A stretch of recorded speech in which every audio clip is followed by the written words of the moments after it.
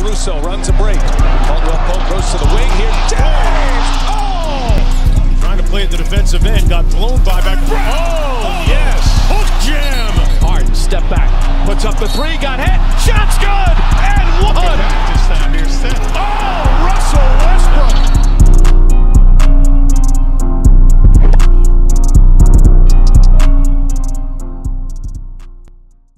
What's up, everybody? It's your boy, Kendall K. Howard, and welcome to another episode of Tre Ball. Today, I'm joined by a very special guest. I'm glad he was able to come on to the show, Mr. Eddie Gill. I don't want to butcher it. I want you to go ahead and introduce yourself to the world and tell the people about yourself, Mr. Gill. Appreciate you having me. It's a pleasure to be on and sharing a little bit about me and kind of going through some of the topics that you want to touch on. But just briefly, a little background is born in New Jersey, moved to Denver in grade school, and went on to play college basketball at Weber State University. Chased the basketball all over the world, literally. Played 7 years in the NBA, 12 years total professionally. And then now I am in wealth management with Wise Financial and Northwestern Mutual. Also do some broadcasting and working with the Pacers in the pregame and postgame analysis. Also do a little bit of radio when I travel with them, which is limited, but there is some travel there during their season. Obviously, we're in a different time now, so everybody's home and trying to get geared up for the finish of this season, and we'll kind of see where that goes. Yeah, this is a very weird time, but it's also kind of a little bit of exciting time in terms of basketball, because as we see, the basketball season is set to resume 1 month from now, actually, on July 30th in Orlando. The Indiana Pacers, which is a team that you cover, as you mentioned, is going down there. There was some concerns, as we can go ahead and get straight into the topics, of Malcolm Brogdon, who was one of the players who tested positive for the coronavirus. And he's, from what I've seen, he's on the fence of going down there, but he wants to go down there with the team. Last time I checked, I guess they were supposed to report down there on July 1st. But they're still going through and figuring things out. And he's not the only player, as at least 5% of the NBA have tested positive for coronavirus. And it kind of grows a little bit, as it came out yesterday. DeAndre Jordan and Spencer Dinwiddie of the Nets both tested positive for the coronavirus. But it's still a relatively low percentage compared to the entire NBA pool. Adam Silver has came out and said that if a significant spread of the virus was to take place during the resumed play, that the league will shut down. Some of the players included that have tested positive for coronavirus are Nikola Jokic of the Denver Nuggets, which will be a very crucial hit if he doesn't play, Buddy Hield and Jabari Parker of the Sacramento Kings, and Devin Booker of the Phoenix Suns. So, Eddie, with all of this going on, with some players already tested positive for the coronavirus, how do you see this affecting some teams? As I mentioned, Malcolm Brogdon, starting point guard for Indiana Pacers. He's a very important piece to the team and their play style. How do you see the test and the coronavirus pandemic affecting players, say, if it were to take out some teams, especially during playoff contention? Yeah, I mean, it could dramatically impact the team's performance. It's similar to an injury, right? So they're treating it as an injury. So if someone comes down with the coronavirus, they're going to be isolated from the team and obviously can't participate in practices and games and so on and so forth. So you view it in that respect as an injury as it pertains to NBA basketball teams. And if you're out if you're without multiple players or one of your key players, it's definitely going to have a dramatic impact on how you perform and what your ceiling may be. So I think the NBA has done a good job of tracking the entire the progress or lack thereof of the coronavirus, and also what they're trying to do to mitigate some risk for the teams. It's definitely going to be something that they'll pay close attention to. And again, if guys on the team start to come away with this virus in dramatic numbers, we will be in danger of a shutdown, as Adam Silver suggested. Yeah, I think the NBA has been doing a great job, at least in ministering how to come back and restart the league amidst these times, I should say. I think with them going with the bubble situation in Orlando was a great idea, because with them being in such closed environment, say if, like, as we see now, more players test positive, they're able to isolate it and stop the virus from spreading. And I think it's kind of a safe place for these players to go. We see some players like a Trevor Ariza or Avery Bradley or Wilson Chandler or David Bertans or the Wizards all back out of the NBA resume play because whether they feel they are uncomfortable going back or they want to tend to family business. In Avery Bradley's case, he has a 6-year-old son with a history of respiratory issues, so he doesn't want to go ahead and put him at risk by playing. So I think the NBA so far is doing a great job in ministers. What I think it will become more of an issue is, let's say someone like a superhuman like LeBron James catches it. How would that affect their play? Like the Lakers going to the playoffs, and has he's been a main advocate for the season to continue to go on and to push forward and resume play. How would, like, I'd say like a big player to a LeBron James for the Lakers or James Harden to the Rockets, like how do you see if, like, say if they get tested positive, how would that affect their playoff chances and championship contention? Yeah, if one of those guys and goes down, and again, it's probably would apply to any of the teams. If you take one of their main pieces out of the equation, it's going to dramatically affect what they do. A guy like LeBron, for example, they're one of the finals favorites. If he goes out on that team, those odds probably going to decrease dramatically. So just treating it like an injury is the way I view it, as far as how it pertains to the NBA season and teams playing games.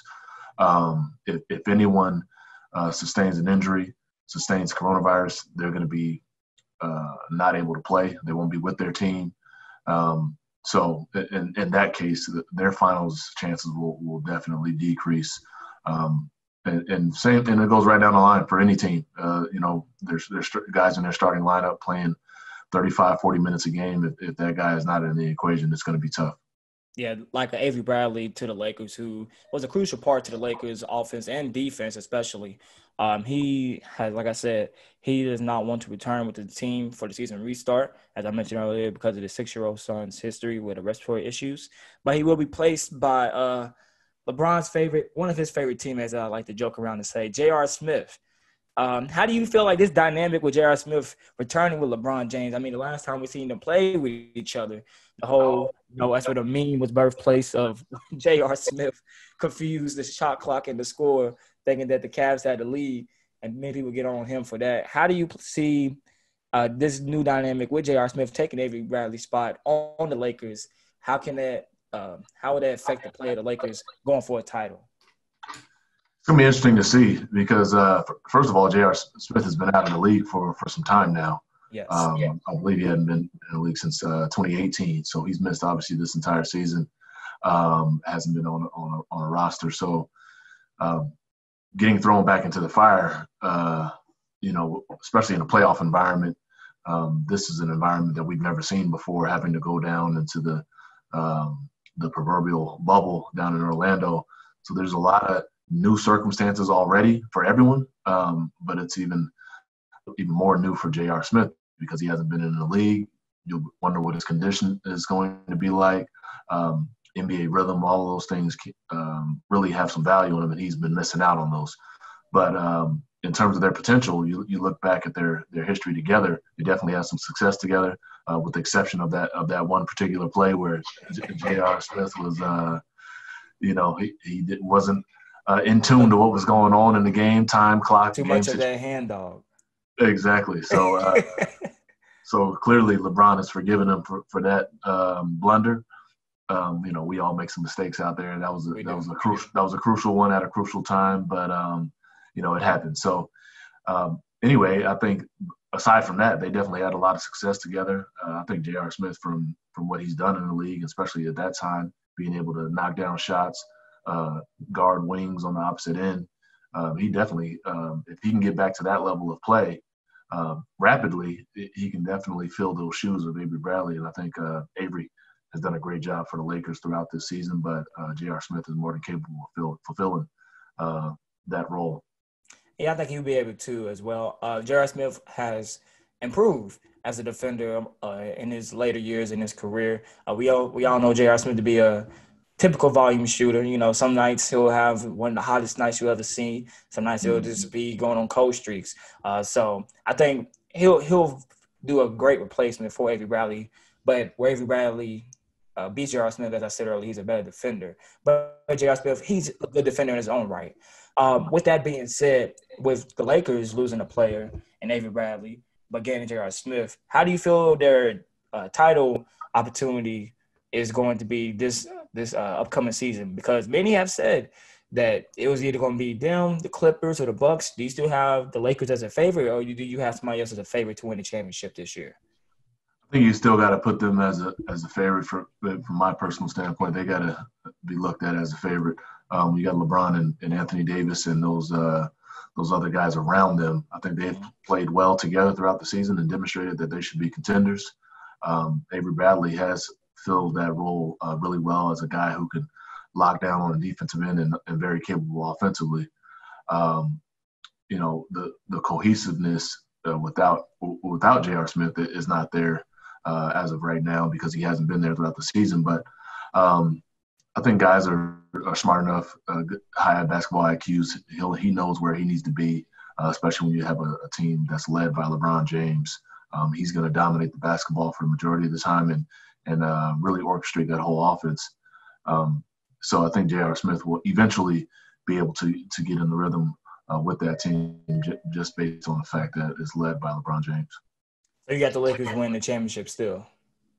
I do. Yeah. If you made me pick one, I would still have them as the favorite. But having said that, I wouldn't be surprised if they were knocked off by someone. I don't think that they're head and shoulders above everyone. But if you made me pick a favorite, I'd call them as the favorite. I might disagree with you on that. I think the Clippers still got it, given they haven't lost any players. I still think that they have the depth. I still think they have the cohesiveness, the grit of that team just together. You got Big Y, as I call him, Kawhi Leonard, Paul George.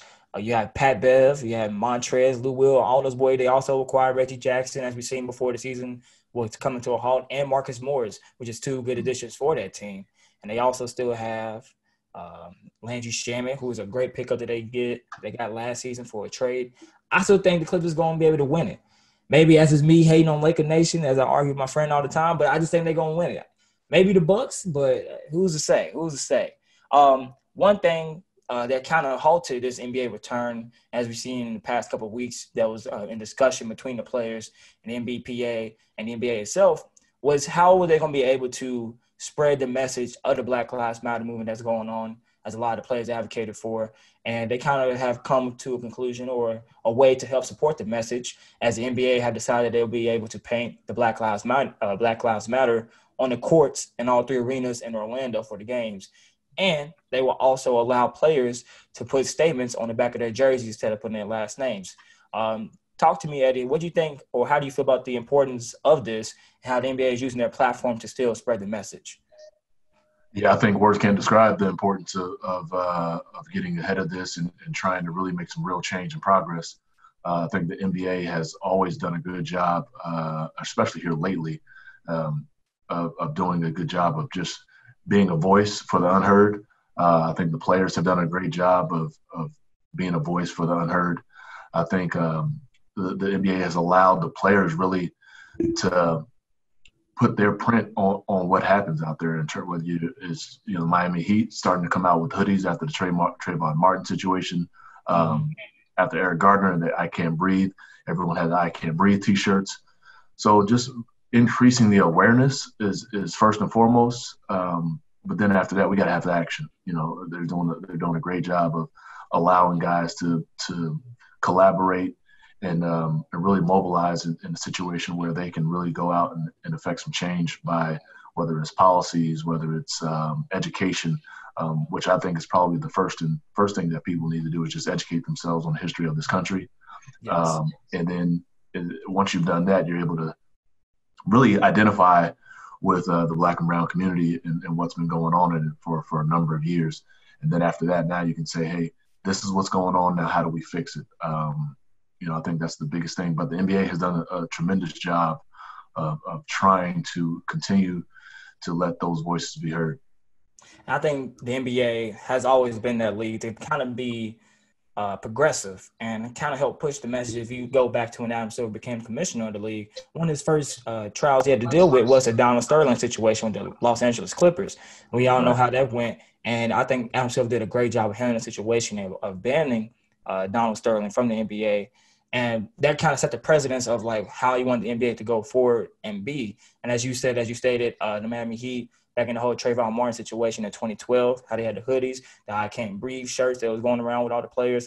I think they always been that lead to kind of push and kind of be for Black people and other minorities and kind of push for equality for all people.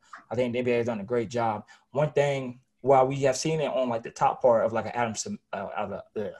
Adam Silver or those people, I see some people and some players call for like some of the owners to kind of take a step forward and push for these changes. Because as you said, this is good and they're spreading the message, but some action needs to take place, some education needs to take place. And I've seen a lot of people calling for some owners because we have seen some owners be quiet. Michael Jordan, of course, being the only Black owner in the NBA for the Charlotte Hornets, has come out and said something on this issue, which he usually doesn't, as people have criticized him for in the past.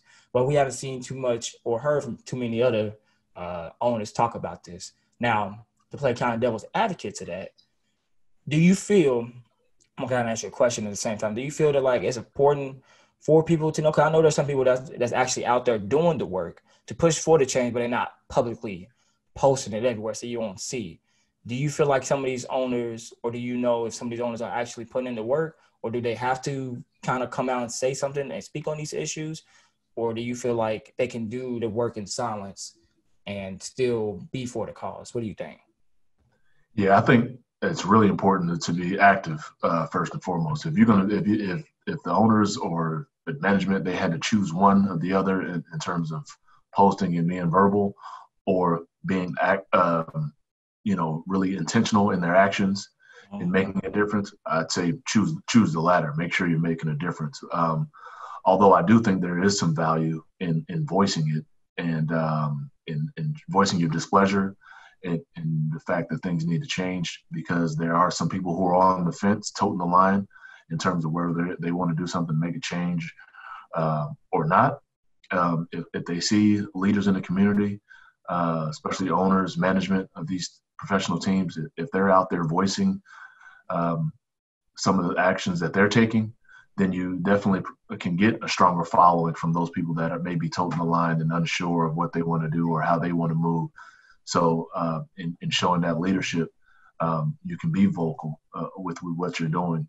But I always believe that leadership starts with action, and then the vocal piece comes second, because you got to really behave and move and operate as you're quote unquote telling people to move. Operate. Correct. I agree wholeheartedly with that. As we've seen this season, like as we stated earlier, it's been in a weird time as it is right now. And the season has come to a halt. And I think the last game was played on March 16th. We've seen the last of an NBA legend, Vince Carter. He played his last game on that day. Many was speculating whether that going to be his last game. And since the NBA is restarting and the Hawks is no longer involved in resumed play, Vince Carter has officially come out and retired. Now, for me personally, being 21 years of age, Vince Carter probably played in the league longer than I've been alive. But I remember watching Vince Carter growing up and seeing him play and seeing all the crazy dunks from the dunk contest or in games that he has done, or when he transformed his game to become more of a three-point shooter and play on championship contending teams like the Orlando Magic or the Dallas Mavericks, and to where he is now as an elder statesman of the NBA, where he plays for like the Kings, the Grizzlies, or the Atlanta Hawks. Eddie, as you mentioned, you have played in the NBA. Go ahead and what are some of your memories, and what do you think about Vince Carter as he has now finished his 22-season career? Yeah, it's kind of some mixed feelings and mixed emotions on it, because I am old enough to have seen him play, as I was growing up and in college. I can remember being on the road trip in college during that dunk contest. I think that's one of the greatest dunk contests there are. I think he's one of the greatest dunkers of the game, in the history of the game, if not the best. So I can remember being, piled up in a hotel room with all my teammates watching that dunk contest in college. And then, ironically, I go to the NBA. I end up being a teammate of Vince Carter with the New Jersey Nets before they moved to Brooklyn. So that was a special time, being a teammate of his, being on the same floor with him, throwing him some of those lobs and him finishing some of those plays was a special moment for me. So I was happy to see him have the career that he did have and being able to sustain and just evolve as a player to stay relevant, both shooting the basketball, defending, and some of those things that he didn't do earlier on in his career when he was just a better athlete than everyone out on the floor. So he was just took advantage of that. But he definitely evolved as a player and had some real sustainability, obviously, playing for so long. He's a guy who's going to be missed, in this game. And for a lot of people who are unable to finish out this year the way they'd like to because of the coronavirus, kind of hate to see the way his career had to end on those terms. Yeah, definitely. It was definitely on some weird terms that we have seen his career being ended. Because, as I said, the season came mid-halt, and he actually played on that last night on the NBA before it got suspended indefinitely. Now, with you playing with Vince Carter, do you have any crazy stories or any crazy moments from practice or in the locker room with Vince Carter while you was on that team? I think just the consistency, like every day in practice, he did something that I'm pretty sure no one else can do. And whether it was an acrobatic finish at the rim, a pass, he was an underrated passer. The range that he had on his shot. After practice, we would always have this is in every NBA team that I ever played on. After practice, guys would stick around, get their shots, and then afterwards, whether it's horse or some sort of trick shot game, it's always something. And he always had something that was like he didn't just make it one time, right? He was stuff that these shots he was making on the regular. So would you say? Say again. I was say, would you say he's the horse master of the team? Yeah, he was one of them for sure. Yeah, he had all the trick shots or deep range, long range shots. So some of those moments were always fun, and he's just a fun guy to be around in terms of personality and a good teammate. And nothing but positive things to say about him. That's great to hear. Great to hear. Now let's take it back to our Indiana Pacers because I am an Indiana Pacers fan. Paul George, a former Indiana Pacer, he went on the Knuckleheads podcast with Darius Miles and Quentin Richardson not too long ago and discussed how back in 2017 he had the best power forward at that time ready to come play in Indianapolis, but the Indianapolis Pacers front office said they didn't want to do it because they didn't have enough money. George said that once they didn't want to acquire said player, they tried to offer a top 25 power forward and a player coming off an injury, and instead he wanted to get out of there. Who do you think Paul George was referring to at this time? Yeah, I'm not sure. I've kind of racked my brain with it a little bit. Some people think Anthony Davis, maybe. Yeah. I really have no clue. It'd be all sheer speculation, and I don't have any intel to factual information as to who he may be talking about either. So I'm not sure. I'm kind of with you. I kind of think it was Anthony Davis because if you look at the context of that season, so 2017, that was also the year DeMarcus Cousins got hurt right before the All-Star game with an ACL injury. And he was asking for this trade before the All-Star game. So I'm thinking maybe it was Anthony Davis who wanted to come to Indianapolis. In terms of who else was like the best power forward at the time, I guess you could say probably a Blake Griffin before he got his max deal. Maybe that was somebody they was probably looking at. I don't know who else would be best power forward in 2017. I know it wasn't Draymond Green. I know it wasn't him. Yeah. He was dead set in Golden State at that time. So that was a pretty interesting thing. Like, can you just imagine, like, just Paul George, Anthony Davis in Indianapolis? Because if you look at it, Indianapolis has never been a team to really pull in and bring, like, a big major player. Like, usually their best players come from drafts or they just be able to make the best of what they had. So that would have been pretty interesting to see. That's well, guess we'll never know. We'll never know. Another big man, as I mentioned earlier just now, Boogie Cousins. There's a lot of rumors that came out and said that he wasn't interested in returning this season, but he told LA Times that was false. that he wants to play. Do you think there's a chance that we'll see DeMarcus Cousins in the NBA uniform for this resumed season coming up? Yeah, it'd be interesting to see. He's coming off of 2 major injuries Mm-hmm. in the last 2 or 3 years. So obviously his health should probably be the first thing in terms of his body and how he feels, and only he knows that. But I did see that report saying that he would not play. But if he's healthy and feels good about where he is from a physical standpoint, I think there may be a shot. But if he has any hesitation in his mind about where he is physically, especially after a long layoff, gonna go play in some really unfamiliar environments down there in Orlando, so that I could definitely understand some reservations in not playing. But again, if he's done what he's needed to do over this last year to recover from a physical standpoint, there definitely may be a chance that we see him. Now, I think with Boogie Cousins, because he will be, and he currently is still a free agent this upcoming summer, I think it would be wise for him to – I mean, it can go either way. I see where he can play and kind of add more value to his stock, because before his major ACL injury, before the 2017 All-Star game, DeMarcus Cousins was on pace to receive a max contract deal. But he got cut short of that because of his ACL injury and many teams that want him. Then he went to the Warriors, and he was playing well, and then he got hurt again in the playoffs. So those two big injuries kind of hurt him and his chance to get max dollars.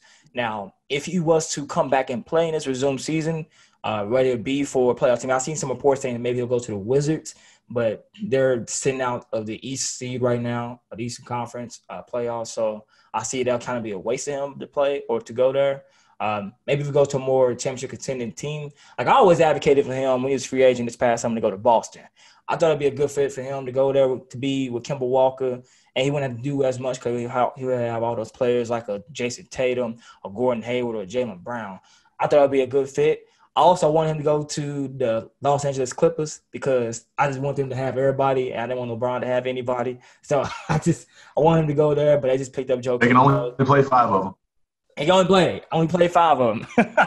I want him to go there, but that didn't happen. So if he was to come back, I was hoping that he would go to like a championship contending playoff team so he can get that shine and increase his stock and become a more valuable player to get a bigger contract. But I can also see on the side where he chooses not to play, to kind of reserve himself, to get back to being fully 100%, because it's been about a year since he had that last injury that he suffered last summer while playing in Las Vegas. So I think it'd be kind of good either way, but I wouldn't mind seeing Boogie Cousins in NBA uniform this upcoming season, whether it be for the Celtics or for the Los Angeles Clippers, maybe, hopefully. Another thing I want to get into, something that's been going around, the New York Knicks, as we know how much of an abysmal team they have been these past couple of years, maybe since I've been alive and before then. They are looking for a head coaching. They're looking for a head coach job right now. And Jason Kidd, who is an assistant coach for the Los Angeles Lakers right now, is set to interview for the Knicks. Now, there are rumors that there might be a link between Giannis Antetokounmpo, who will be either a free agent, I think next season, not this upcoming season, but next season, to sign with the Knicks because of him and Jay Kidd's close relationship that they built up in Milwaukee, as Kidd was a coach there for 4 seasons, and Giannis has come out publicly and praised Kidd for helping him become the player he is today. Do you think, let's say all this happened, let's say the Knicks hire Jason Kidd, do you think that would be enough to pull Giannis Antetokounmpo from the Milwaukee Bucks to go to the New York Knicks? Yeah, that's a good question. I'm not sure. I know the Knicks are starved for a star player. Again, the last one they had was probably Carmelo Anthony, who was on the back end of his career. Even though he's still able to produce. We saw what he's done with Portland Trailblazers. But in terms of stardom, the Knicks haven't seen a guy like that in some time, and nor have they seen some real true success in some real time. So they're starving for a guy like that who can come in and change the culture and change the environment, and then get back on their winning ways. And everything that I've seen since Giannis has been in Milwaukee, he seems a guy that's happy there, that's content. They take good care of him, obviously, as they should. They put a really good team around him.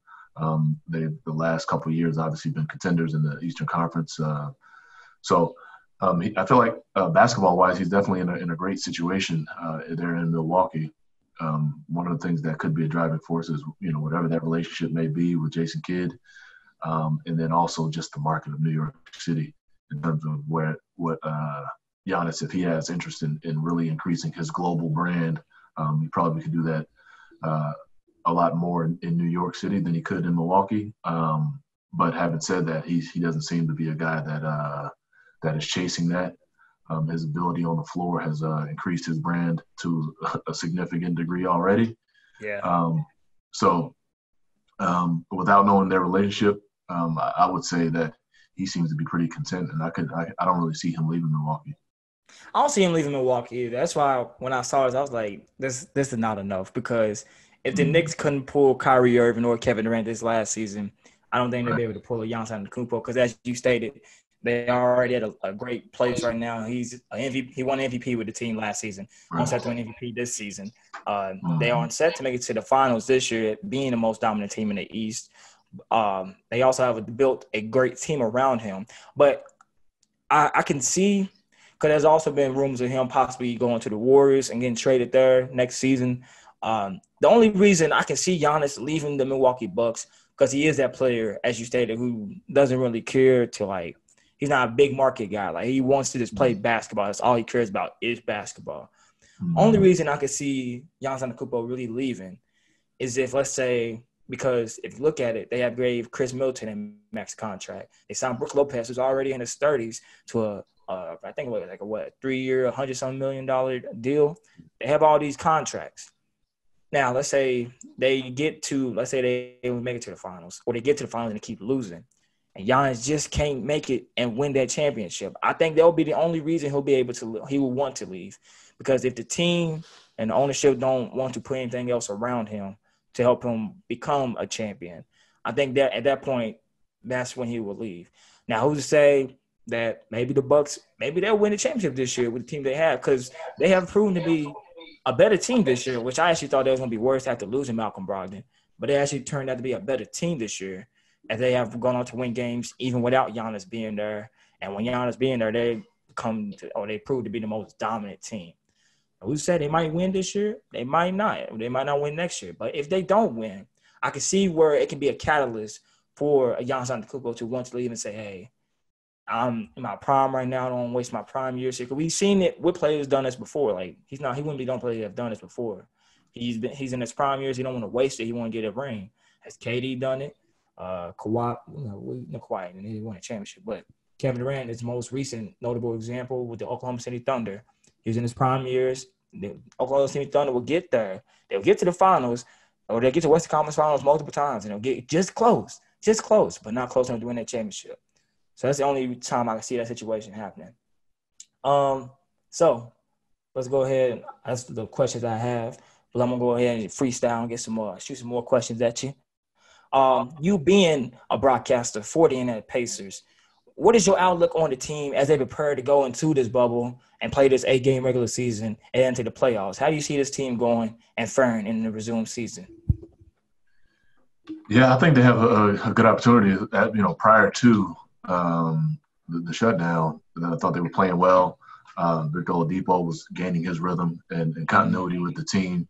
Obviously, he was a major piece to what they've done the last couple of years and missed him early on in the year. But Pacers have a collective group that was able to hold the fort down. I think that's one of their biggest advantages is they have a quality team, and that's just not the one guy or two guys or the starting five. Oftentimes, their bench did a great job of coming in, changing the pace up, and creating an advantage for the team if they were not on pace to win the game, and they were able to come in and do that. So they have 10 guys who are capable of going in and making a difference in the game. So I think that's their biggest advantage, what they do from a team standpoint. Hopefully they're able to regain that same chemistry pretty quickly and really make a run in the Eastern Conference. I think, and I hope so too. And I think this pause of the season kind of helped Victor Oladipo, because as we've seen, as you said, he was coming back and getting in rhythm, but he still wasn't fully healthy as we've seen. I think his 3-month hiatus would help and benefit Victor Oladipo as he got more time to properly rehab his knee and become 100% and become the Victor Oladipo that we've seen, who has aided the Pacers in the playoffs and throughout the season, these past 2 seasons that he's been with Indiana. With Malcolm Brogdon, as we stated earlier, as he said, he has stated to come back. So that backcourt is always going to be interesting to me. They're both 2 slashing, defending guards. Both of them can shoot the ball. Victor Oladipo is a good playmaker. One thing about the team, though, I hope they can fix and work on, because I always just watching them play throughout the season, I was like, they need a great shot creator off the bench. I think they need a great shot creator off the bench. They lost Jeremy Lamb to season-ending injury, so he's gone. That showed backup shooting guard gone right there. I just always kind of like a Lance Stevenson when they had him there, or Tyreek Evans when they had him there last season. I feel like they was missing that shot creator off the bench to kind of help and push them up. And as I researched a little bit, Indiana Pacers is actually one of the lower team in terms of 3-point percentage in the entire NBA.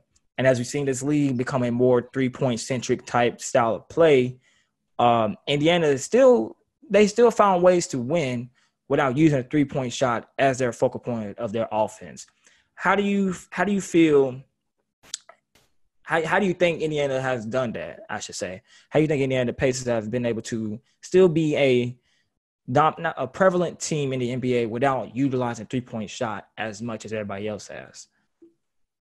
Yeah, I think they've done a good job of defending first of all, and creating offense in the open floor. I think that's where they're really good, and really just about any NBA team with the ability these guys have, if you're able to get stops and get out on the open floor, that's going to increase your chances of getting easier opportunities on the other end. Pacers have done a good job of that. And, for me personally, I'm not someone who is so focused in on the 3-point shot. I value quality looks over 3-point shots, right? So if you're getting 50 quality 3-point looks, I think you need to take all 50 of them, right? But if you're not able to manufacture those shots, and you're getting better opportunities around the basket, or open mid-range jump shots, or you have guys who are really good at shooting mid-range jump shots and pull-up shots, then allow those guys to take those shots. So I'm not. So the basketball has kind of gotten to this wave of either a layup or a 3-point shot. But spray and pray.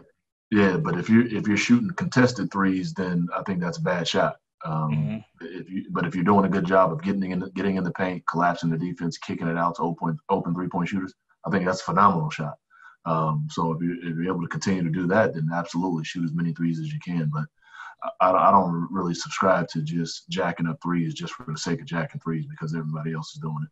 Yeah, I think Coach Nate McMillan has done a great job of utilizing the players he have and maximizing their efforts, and like you said, not just making them shoot threes to shoot threes, but actually utilizing the floor and getting an open mid-range shot or a layup or doing an extra pass. I think he's done a great job with that. And there's been some rumors I've been seeing. It was I saw a couple of weeks ago of trade rumors for Myles Turner. Now, this was interesting to me because, and I know you watch the game because you obviously cover the team. It's been interesting because we have seen the rise of Domantas Sabonis, who is a recently named All-Star, who plays at power forward.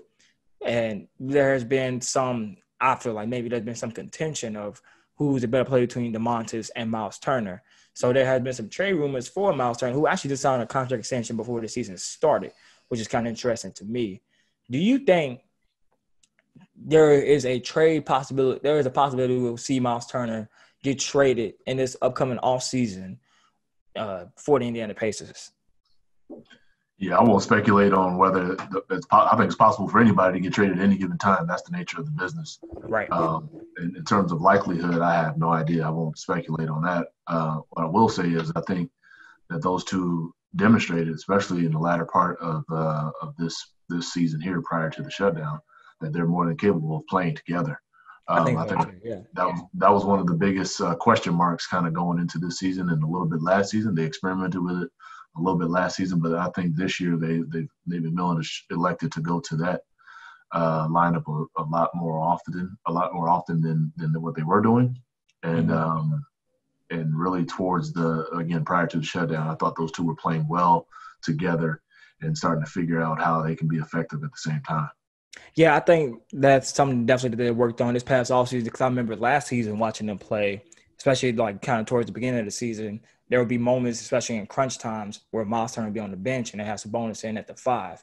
And I think it took some time for them to be able to play with each other, because they kind of both have a similar play style. Myles Turner is a little bit different as he's more defender and he can kind of space the floor out a little bit more than Sabonis, but he kind of play in that paint mid-range area.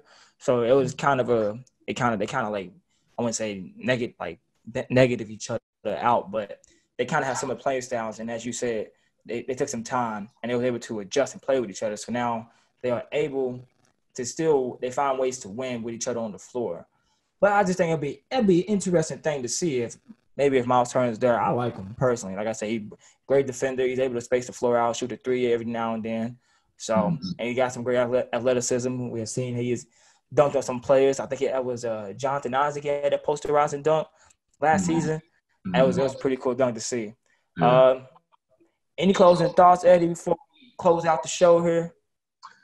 No, I think you got a good thing going. I appreciate you having me on. It's always a pleasure. I think this is a good opportunity for you to kind of have your platform, your voice, bring some good guests on, and continue to go on. Like I said, I appreciate you having me on, and looking forward to this NBA season get back rolling, and hopefully coronavirus gives us a break and people start to respect it or continue to respect it, I should say. And we're able to try to knock it down and try to get back to whatever new normal we will have. Yes, sir. Thank you, Eddie, for coming on to the show. And thank you all for listening and watching the Tre Ball today. Appreciate y'all for tuning in to the next episode.